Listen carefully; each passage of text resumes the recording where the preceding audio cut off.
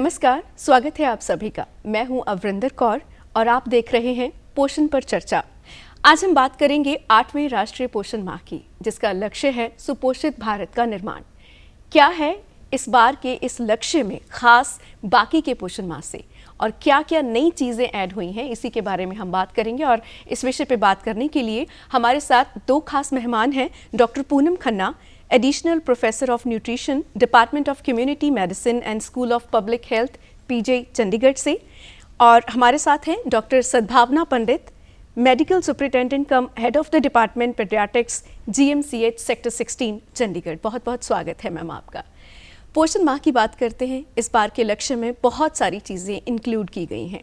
सबसे पहले तो यही आपसे जानना चाहूँगी कि इस बार का जो पोषण माह है वो बाकी के पोषण माह से अलग कैसे है? Thank you very much. इस साल का पोषण माह जो 8वां पोषण माह है, उसमें 3 चीज़ों का इंक्लूजन किया गया है जी। फर्स्ट चीज़ ये है कि पहले जितना भी फोकस रहा पिछले उसमें ये रहा कि कुपोषण और ठेंगापन या गिठापन के बारे में ज़्यादा बात होती रही। इस बार बिकॉज ओबेसिटी, मोटापा भी उसी तरह से एक बहुत बड़ी प्रॉब्लम बन के सामने आ रहा है, तो इस बारी ये दोनों स्पेक्ट्रम को इंक्लूड किया जा रहा है। सेकेंड थिंग इसमें जो इंक्लूड की जा रही है, इसमें अच्छा खाना, सेहतमंद खाना, ठीक है, न्यूट्रिशियस खाना, उसके ऊपर ज़्यादा फोकस है। और थर्ड जो इसमें इंक्लूजन की गई है, जिसमें पेड़ भी हमारे को इंक्लूड करने हैं, that is the third point which has to be included. जी, जब हम पोषण की बात मैम करते हैं तो हम उससे यही तात्पर्य समझते हैं कि भरपेट खाना खाना और खाने की वैरायटी होनी चाहिए। आप क्या कहना चाहेंगे कि क्या यही न्यूट्रिशन है या न्यूट्रिशन इससे कुछ और अलग है? जब हम पोषण की बात करते हैं तो कहने में तो बहुत सादा शब्द लगता है पोषण, लेकिन सही पोषण के लिए सही सोच और सही आदतें हमारे लिए बहुत बहुत ज़्यादा ज़रूरी हैं। जी। जैसे यदि मैं पोषण की बात करूं, आपने बोला कि वैरायटी ऐड करो, ठीक है, वैरायटी हम ऐड करने को बोल रहे हैं, लेकिन वैरायटी में डाइटरी डाइवर्सिटी होना ज़रूरी है। जी। आपकी थाली में रंगों का भरा होना ज़रूरी है। जो आप एक बैलेंस डाइट की बात कर रहे हो, पोषक तत्वों की बात कर रहे हो, तो आपकी उम्र के हिसाब से आपको अपने खाने में protein, carbohydrate, fat, vitamin, mineral जितनी मात्रा में जो हैं हमारे RDA हैं उस हिसाब से बताए गए हैं, उनको कंज्यूम करना बहुत ज़्यादा ज़रूरी है। और थाली रंगों वाली, ये थाली रंगों वाली हो जाएगी तो मुझे लगता है बात बन जाएगी। रंगों से मेरा मतलब है कि आपके पास दाल भी होनी चाहिए आपके खाने में, रोटी, चावल, सब्जियाँ। आजकल जैसे सर्दियों का सीज़न आ रहा है तो आपके पास गाजर, मूली, गोभी, हर तरह की वैरायटी आपके पास है। तो वैरायटी में यदि आपने डालना है तो पोषण में इस वैरायटी को बना के थाली को रंगों वाली कीजिए, तभी बात बनेगी। लेकिन जब हम बात करते हैं वैरायटी की, तो हमारे पास आजकल मार्केट में इतनी सारी ऑप्शंस अवेलेबल हैं, हम इस रीजनल फूड की तो बात भूल ही चुके हैं। आपने मोटापे की बात करी थी, क्या लगता है आपको कि सबसे बड़ा कारण क्या हो सकता है? रंगों का मिस होना हो सकता है, या फिर जंक फूड के लिए हमारा अट्रैक्शन जो है वो ज़्यादा है, इसलिए हो सकता है? इसमें मैं सिर्फ पोषण को या खाद्य पदार्थों पे फोकस नहीं करना चाहूँगी। इसमें जो हमारी कंजम्पशन है और जो हमारी एक्सरसाइज करने की, व्यायाम करने की और झट से कार में बैठ जाने की जो हैबिट्स बनती जा रही हैं, तो ये चीज़ें भी इसमें मोटापे के कुछ कारण हैं। और जैसे कि आपने कहा कि जो तत्व हैं पोषण, प्रिजर्व्ड फूड है, बने बनाया खाना है, खाना ऑयली खाना है, बाहर खाना जो एक आजकल बहुत एक हैबिट बन गई है कि घर में अपने किचन के अंदर, रसोई के अंदर खाना बनाना, बिकॉज मोस्टली वर्किंग कपल्स हैं, चाहे जो मर्जी एक्सक्यूज़ ले लें, बट वर्किंग कपल्स हों या वैसे भी आदत सी पड़ गई है नई जनरेशन को बाहर से खाना लेके आने की।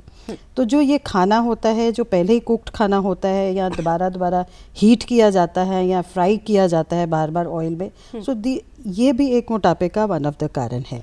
सेकेंड थिंग मोटापे का कारण है एक्सेसिव कार्बोनेटेड ड्रिंक्स हैं या excessive high carbonated carbohydrate foods हैं, जैसे कि चावल, रोटी, जिसमें एक्स्ट्रा आपने जैसे इफ़ यू इंक्लूड मिलेट्स जो हमारे देसी फूड्स जी। थे, पुराने ज़माने के फूड्स जी, थे, जी। तो इनकी ग्लाइसेमिक इंडेक्स वगैरह भी जो थे वो बड़े लॉन्ग लास्टिंग थे कि पेट एक बारी में फिलिंग हो जाता है बिकॉज फाइबर कंटेंट बहुत होता है। तो इन चीज़ों के कारण भी मोटापा बढ़ रहा है और ऑब्वियसली व्यायाम नहीं कर रहे तो मोटापा भी बढ़ रहा है। जी।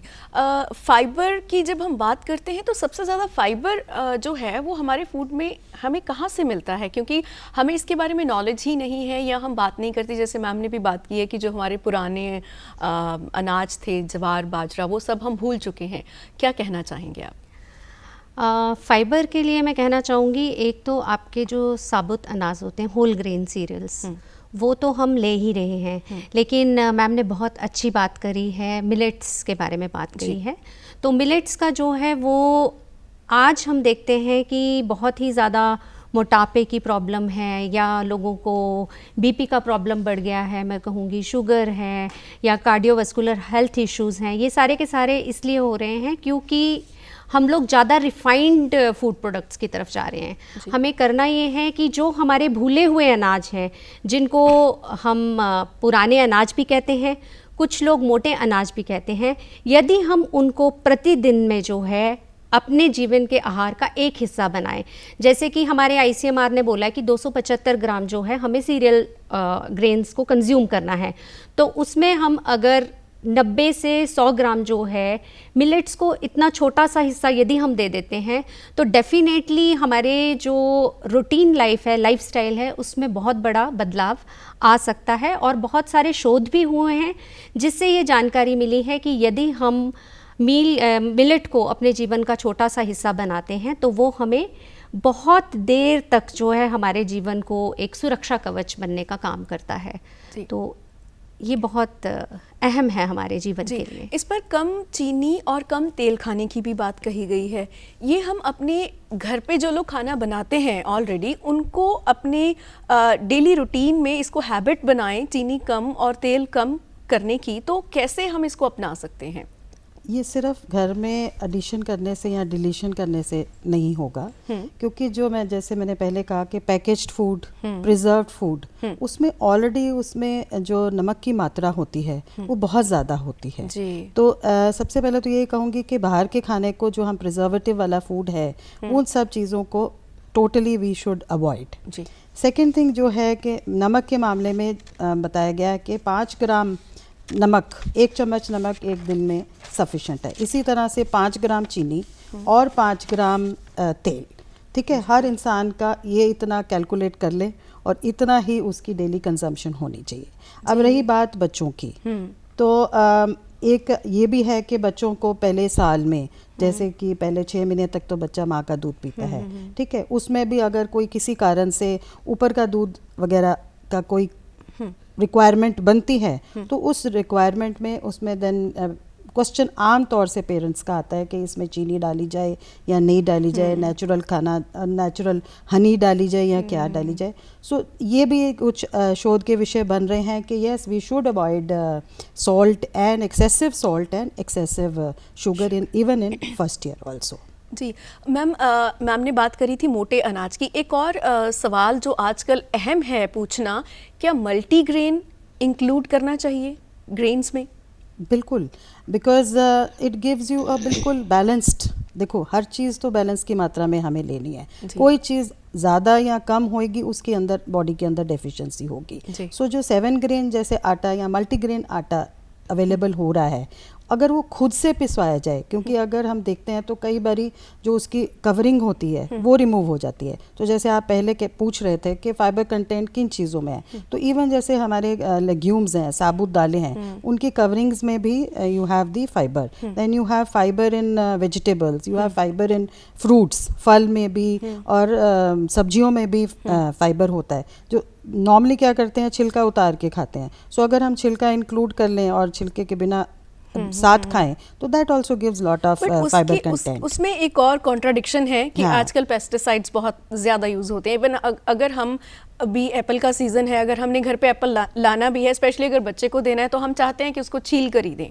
नहीं, उसको अच्छे से वॉश करें। If it is well washed, आजकल कई ऐसे साधन भी आ गए हैं जिसमें आप उनको उसमें देयर आर सम मशीन्स, वो खैर आई विल नॉट एडवोकेट कि वो मशीन सभी लोग खरीदें, बट सरल सिंपल तरीका ये है कि उनको अच्छी तरह से वॉश किया जाए, ठीक है, and then you can consume, because not necessary everything is pesticide ridden. जी मैम, पहले 1000 दिन बच्चे के लिए सही पोषण मिलना बेहद ज़्यादा ज़रूरी है। गवर्नमेंट का एक खास इनिशिएटिव है, इस बार इंक्लूड किया गया है कि पहले 1000 दिन जो है वो न्यूट्रिशन जो इम्पॉर्टेंट होने चाहिए बच्चों की मील में, वो कौन से होने चाहिए, और इस बार क्या इसमें इंक्लूड किया गया है, क्या निकाला गया है? देखिए, जो पहले 1000 दिन का फोकस है वो बहुत हमारी ज़िंदगी को बदल देता है, मैं कहती हूँ, क्योंकि बच्चा जब माँ के अंदर जन्म ले लेता है, उसका भ्रूण बन जाता है जिसको हम बोलते हैं, उसके बाद से ही हमारा ये 1000 दिन का जो सफ़र है वो शुरू हो जाता है। तो इसमें मैं ये कहना चाहूँगी कि पहले तो हमें जो गर्भवती महिला है उसको जो भी आहार हम दे रहे हैं उस आहार को हमें पौष्टिक बनाना है, उसमें कैल्शियम की, आयरन की, प्रोटीन की मात्रा जो है वो उचित रूप में होनी चाहिए। इसके अलावा जब गर्भवती अवस्था के बाद जब वो बच्चे का जन्म होता है, उसके बाद जच्चा और बच्चा दोनों हमारे लिए एक बहुत बड़ी जिम्मेवारी बन जाते हैं। तो जच्चा के लिए तो जो है हम वही फिर से high protein, high calcium diets जो हैं वो रेकमेंड करते हैं। एंड यदि माँ की जो आहार में जो है प्रॉपर कैल्शियम जा रहा है तो डेफिनेटली जो है उसका दूध जो है दूध भी बनेगा, और बच्चे को एक्सक्लूसिव जिसको हम बोलते हैं ब्रेस्ट फीडिंग जो 6 महीने तक जो है वो हमें करवानी ही करवानी है। तो वो तभी हम सफल हो पाएंगे यदि हमने जच्चा का जो है या गर्भवती जब वो महिला है उस दौरान उसका ध्यान रखा है, उस समय उसके आहार का और बाकी सब जो हमारे प्रोटोकॉल्स हैं प्रेगनेंसी के जो हमारे हेल्थ डिपार्टमेंट द्वारा, नेशनल हेल्थ मिशन द्वारा दिए गए हैं, उन सबको फॉलो कर रहे हैं, तो हमारा अपने आप में ये सारी की सारी चीज़ें जो हैं वो स्ट्रीमलाइन हो जाती है। इसके बाद जो आता है हमारा कॉम्प्लीमेंट्री फीडिंग। जी, तो कुछ लोगों को ये रहता है कि मैंने देखा है कि कई 4 महीने के बाद बच्चे को जो है वो दाल का सूप, चावल का सूप इस तरह से दे रहे होते हैं। इस तरह की चीज़ें जो है हमें ये मिथ है, हमें इस तरह से नहीं करना है। इवन कई बार ऐसे सोचना शुरू कर देते हैं बच्चा रो रहा है, माँ की जो ब्रेस्ट है वो छोटी है उसमें दूध नहीं आ रहा है, बड़ी है तो दूध ज़्यादा है। तो मतलब इस तरह की चीज़ों के बारे में जो है अवेयरनेस जनरेशन होना बहुत ज़्यादा ज़रूरी है। और जब हम कॉम्प्लीमेंट्री फीडिंग शुरू करते हैं तो इस चीज़ से भी हमें बाहर निकलना है कि अब बच्चा जो है बाहर का खाना खा रहा है तो इसको जो है ब्रेस्ट मिल्क की ज़रूरत नहीं है। तो ये सब चीज़ें अगर हम, और मैं ये कहना चाहूँगी कि हमारे हेल्थ डिपार्टमेंट ने जो है हर तरह की गाइडलाइंस, हर तरह की ग्रास रूट लेवल पे जो है वो सपोर्ट दी हुई है। तो हमें जो है इस बारे में अपने आप को अवेयर करना है, अपने आसपास के लोगों को इस बारे में जानकारी देनी है ताकि हम एक चेन बना सकें और ये चेन टूटे नहीं, क्योंकि हमारे साथ ऐसा होता है हम ये चेन तोड़ देते हैं। तो ये 1000 का जो हमारा एक डेडिकेशन है जो हमारे डिपार्टमेंट से शुरुआत की गई है, हेल्थ डिपार्टमेंट द्वारा शुरुआत की गई है, उसको हमें बना के रखना है, मुट्ठी को जोड़ के रखना है। जी हाँ जी। आप हेड ऑफ द डिपार्टमेंट हैं पेडियाट्रिक्स डिपार्टमेंट की। कैसे सवाल लोगों के होते हैं? जनरली क्या होता है कि जो बच्चे स्लिम होते हैं माना जाता है कि ये कमज़ोर हैं, है ना, तो जो बच्चा मोटा है वो हेल्दी है। ये सबसे बड़ी मिथ है या ये रियलिटी है? ये मिथ ही है और बहुत बड़ी मिथ है।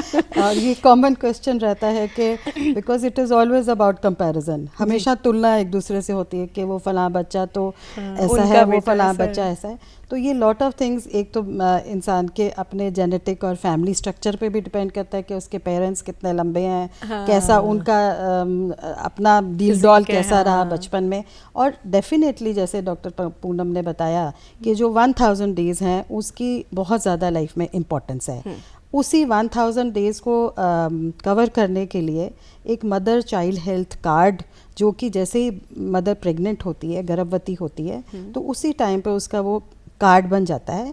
और अगर उस कार्ड को देखें तो उसमें अबाउट 30-40 पेज का वो कार्ड है जिसमें बच्चे की माँ के अंदर टीकाकरण से लेके बच्चे की टीकाकरण के, बच्चे की मेंटल डेवलपमेंट जो है, जो उसका मानसिक डेवलपमेंट है, उसको इंक्लूड करने के लिए और क्या खान पान होना चाहिए उसकी पूरी डिटेल उसमें अवेलेबल है। तो और वो साथ में सिर्फ लिखित नहीं है, वो एक पिक्चर फॉर्म में है। तो कोई भी इंसान जो अगर पढ़ा लिखा भी नहीं है तो अपना जो उसका पहला जच्चा बच्चा कार्ड बनता है जिसका नाम MCP कार्ड है, उसको ही अगर ध्यान से करे तो वो उससे उसको काफ़ी जानकारी, रादर मैं कहूँगी मोर देन एनीथिंग, पूरी जानकारी मिल जाएगी जी। अब रहा क्वेश्चन के हेल्दी कौन है, तो उसी MCP कार्ड के अंदर एक काश मेरे पास होता तो मैं दिखा पाती वो लाइव।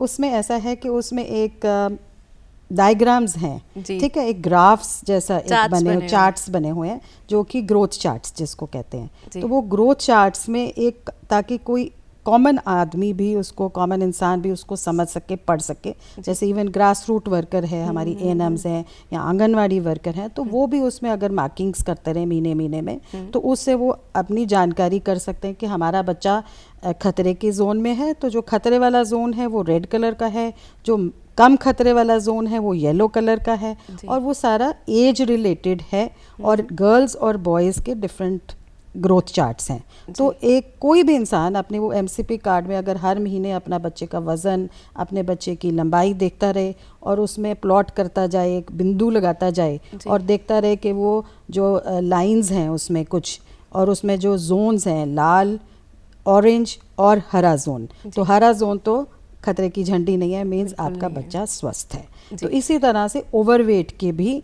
ग्रोथ चार्ट्स होते हैं, एज रिलेटेड, BMI रिलेटेड, तो उनसे भी हम निकाल लेते हैं क्या है। जी। फूला हुआ बच्चा ऑब्वियसली अगर वो अपनी एज की, वेट की लिमिट से ऊपर है तो ही इज़ अनहेल्दी। जी Right. मैम, एक और चीज़ जो बहुत बड़ी प्रॉब्लम बन गई है, बच्चों को जंक फूड से दूर रखना। हम बात तो करते हैं न्यूट्रिशनल फूड की, लेकिन कई बार बच्चे घर पे बना हुआ खाना पसंद ही नहीं करते, उनको पसंद नहीं आता, तो उस केस में माएँ क्या करें? ये तो आपने बहुत अच्छा सवाल पूछा है, क्योंकि मैं भी एक माँ हूँ तो मेरे लिए भी ये एक समस्या है। बट इसमें मदर्स को थोड़ा स्मार्ट मूव करनी पड़ेगी। जंक फूड छुड़ाने के लिए सबसे पहले हमें घर से शुरुआत करनी पड़ेगी। हमें, जैसे पार्टी टिफ़िन है, फाइन, तो आप वीक में एक बार या 15 डेज़ में एक बार घर में इस तरह से एक डाइनिंग अरेंजमेंट्स कीजिए, उसमें आप डिफरेंट तरह से, मैं इसमें ना ट्रेडिशनल फूड को भी इंक्लूड करना चाहूँगी कि आपका जो ट्रेडिशनल फूड है, या जैसे आप अगर सैंडविच ही खाते हैं बाहर, कईयों को ग्रिल्ड सैंडविच पसंद है, तो वो आप घर में जो है मल्टीग्रेन ब्रेड है या होल ग्रेन ब्रेड है, उससे आप यदि बच्चे को बना के हेल्दी तरीके से, सॉसेस हमें कम से कम इंक्लूड करनी चाहिए, क्योंकि उसमें जो है, जैसे कि सद्भावना मैम ने भी बताया, फैट कंटेंट, सॉल्ट कंटेंट जो है वो बहुत ज़्यादा होता है। तो आप घर के घरेलू तरीके से उन सबको बनाइए, लेकिन सबसे ज़्यादा स्मार्टनेस रहती है कि खाना सबसे पहले हमारी आंखें खाती हैं। तो जो ये बाहर के जंक फूड्स हैं, ये बहुत अपने आप में आइज़ को अपील करते हैं, तो हमारी रिस्पॉन्सिबिलिटी है कि हम खाना जो है वो अपीलिंग बनाएं, उसको थोड़ा जो है, जैसे शेफ्स जो है होटल में, रेस्टोरेंट में जो एक टच देते हैं, हमें वो खाने को टच देना बहुत ज़्यादा ज़रूरी है कि वो टेम्पटिंग लगे। उसमें कुछ एक आप फ्लेवर्स ऐड कर सकते हैं, फ्लेवर्स ऐड करने से जो उसकी खुशबू है वो आपके जो है बाकी सेंसेस को जो है वो अट्रैक्ट करेगी। डेफिनेटली माँ के हाथ का खाना बनाया है वो आपको पसंद आएगा ही आएगा।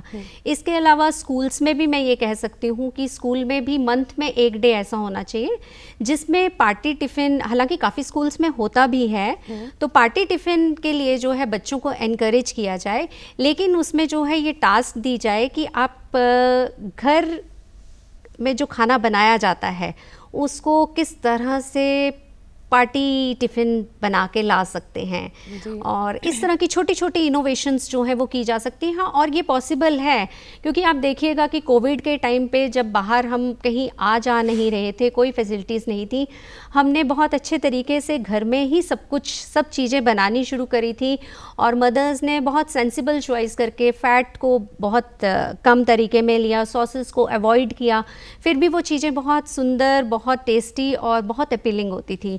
तो ये अगर हम छोटी छोटी इनोवेशंस करेंगे तो डेफिनेटली मुझे लगता है कि हम जंक फूड से दूर जा सकते हैं। जी, घर पे बने न्यूट्रिशनल खाने की जब बात होती है तो हमारा खाना जो है घर पे बना हुआ वो न्यूट्रिशनिस्ट कब तक रहता है? मैं अगर हम रात का आटा जो गूंदा हुआ है उसको सुबह खाएं तो वो हमारे लिए कितना हेल्दी है? अगर सब्ज़ी बनी हुई एक दिन पहले की बनी हुई अगले दिन शाम को खाएं तो कितनी हेल्दी रहेगी? मैं तो इसको ये कहूँगी कि जो जितने भी हमारे पुराने रीति रिवाज थे इस मामले में, खान पान के मामले में, उसमें यही था कि जितना अभी ज़रूरत है उतना बनाइए, उतना खाइए, उसको कंज्यूम करिए।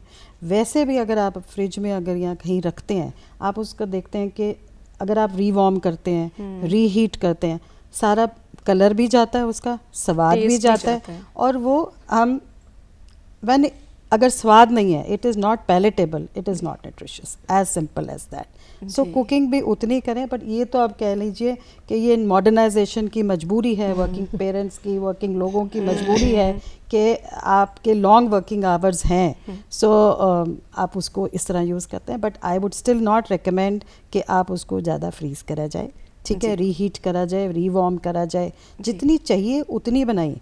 और एक और पॉइंट मैं ऐड करना चाहूँगी, घर में खाने की आदत कैसे बनेगी? जब हम सब इकट्ठे एक टाइम पे बैठेंगे, सब एक टेबल पे बैठेंगे, एक बात भी करेंगे, मानसिक भी हमारे अच्छा रहेगा और एक दूसरे की प्रॉब्लम्स ही सॉर्ट आउट करेंगे और एक उसको एक उत्सव की तरह खाने को बनाएंगे। नॉट दैट कि जैसे बच्चों में तो बहुत ज़्यादा कॉमन है कि कई बच्चे तो फ्रेट ही करते हैं खाने के नाम पे, उनको पेरेंट्स भी डांट के पकड़ के जी कुछ नहीं खाता, चलो बिस्किट खिला दो, ये खिला दो। बट उसको हैबिट्स को इम्प्रूव करने के लिए, अपने व्यवहार को इम्प्रूव करने के लिए एक फैमिली ग्रुपिंग जो कि पुरानी होती थी कि सारे इकट्ठे बैठ के ही खाते थे, एक दूसरे की वेट करते थे।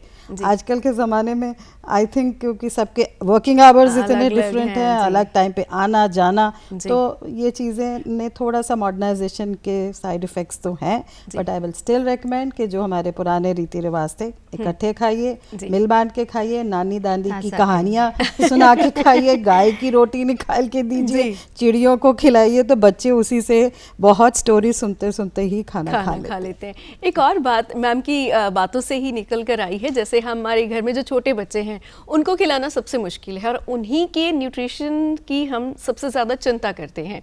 तो जो बच्चे एक टाइम पे खाना नहीं खा रहे हैं तो उनको अगले टाइम पर खाना देने का इंतज़ार करना चाहिए, या अगर एक चीज़ नहीं खाई तो साथ के साथ दूसरी बनाएं?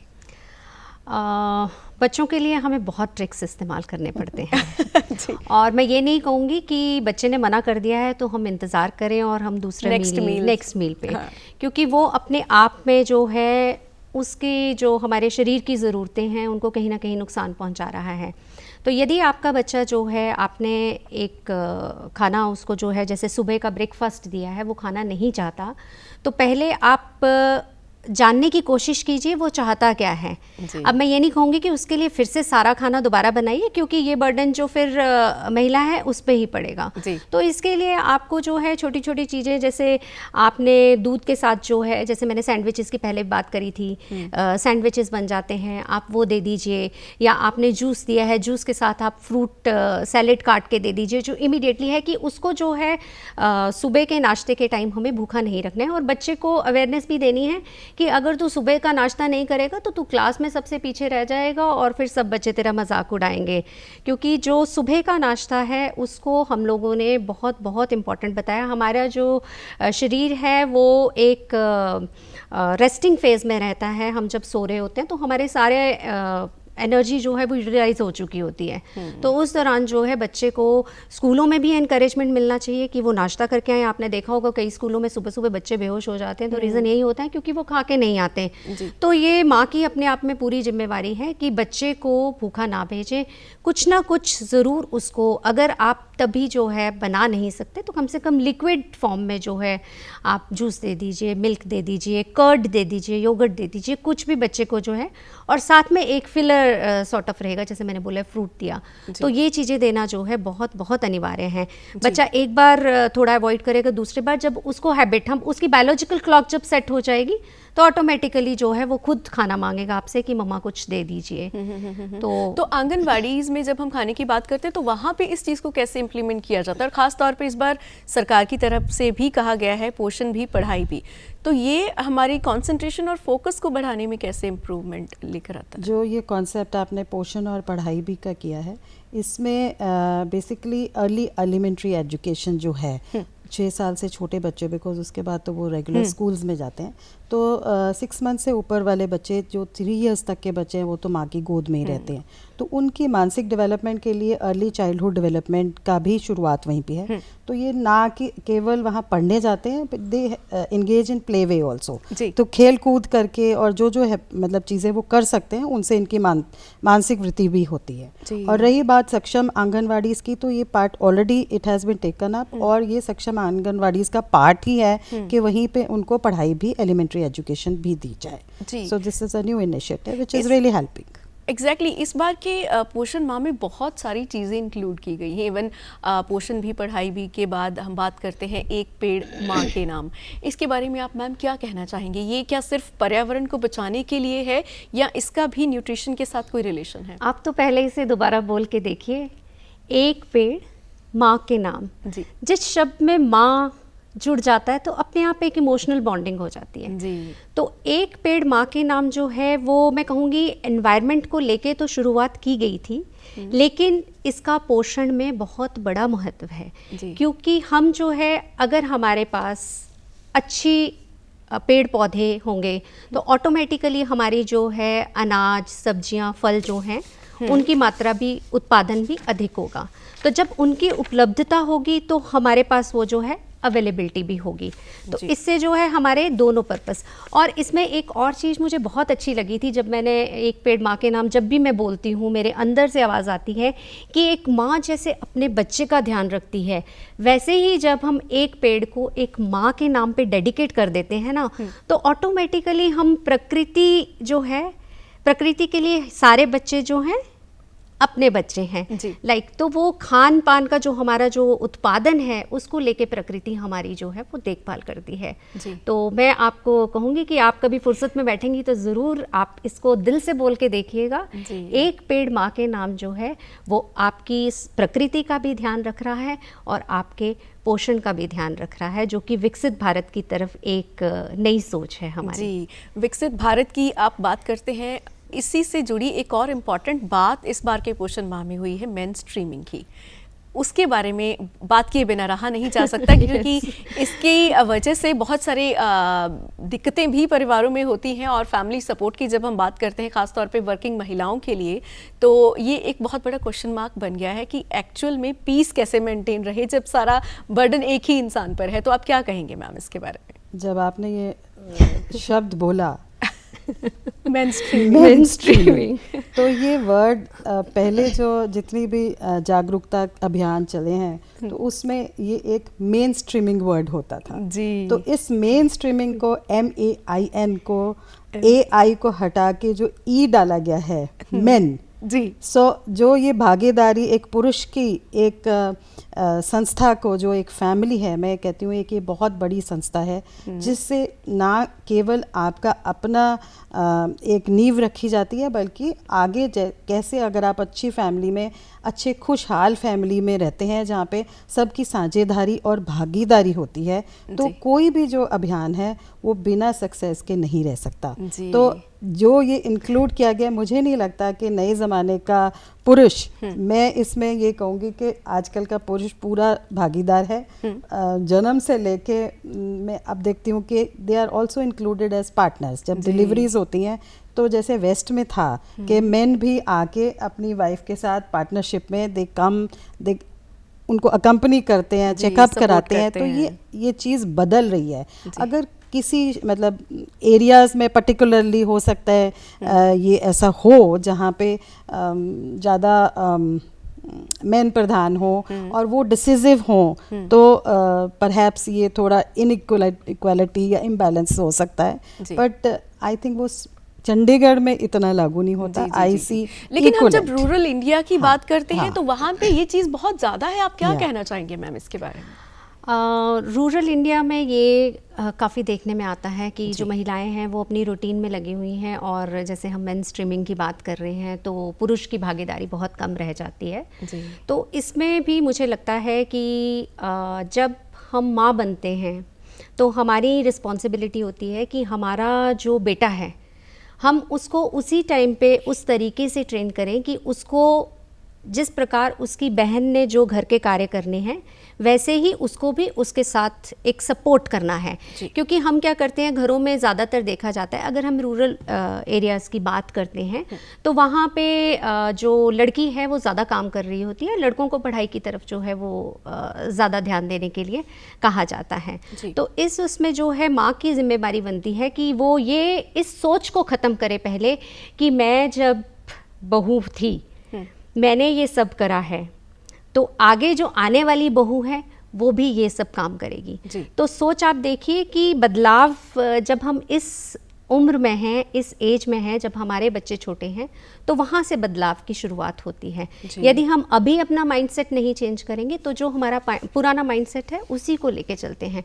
तो यदि रूरल एरियाज़ में पंचायत्स के थ्रू, रोल प्लेस के थ्रू जो है हम अवेयरनेस जनरेशन करें और एनकरेज करें वुमेन को और मैन को भी, तो डेफिनेटली जैसे मैम ने बताया कि शहरों में बदलाव वाकई ही आ चुका है क्योंकि बोथ आर वर्किंग, तो हम रूरल एरियाज़ में भी ये बदलाव देख सकते हैं।